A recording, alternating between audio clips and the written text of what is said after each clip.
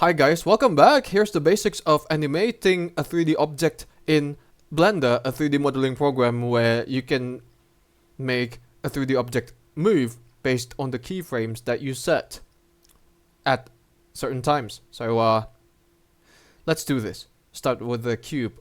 Let's say if the cube doesn't move at the starting frame, and then let's say if you want to actually do some tweaks with how the position of the cube changes and how it's rotated. So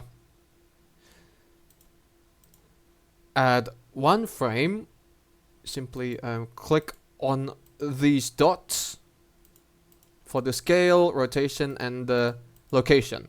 I forgot to mention scale because you can make the scale larger.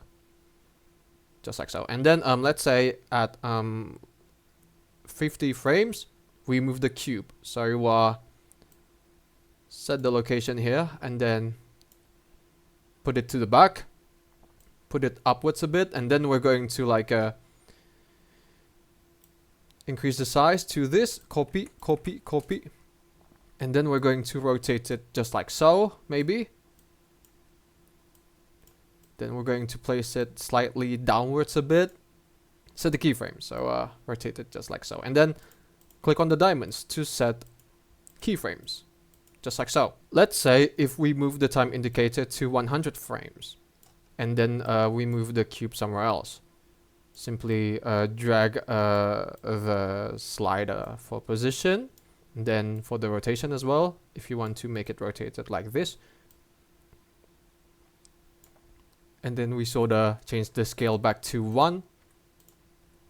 Just like so. Afterwards, you click on the keyframes to set keyframes at 100 frames. Keep doing this, but like this is just the basics on how you can move, rotate, or make a 3D object much larger in Blender. So if we play it from the start, drag the frame indicator back to 0, and then if we hit play, fancy! You've animated your 3D object, which is this cube. It gets larger, rotated, gets displaced. So it's moving to different places. Just like this. That's how you can animate your 3D objects in Blender, a 3D modeling program. Thank you for watching, guys. Do drop a like if you enjoyed the video. Don't forget to subscribe. From me, it's good day.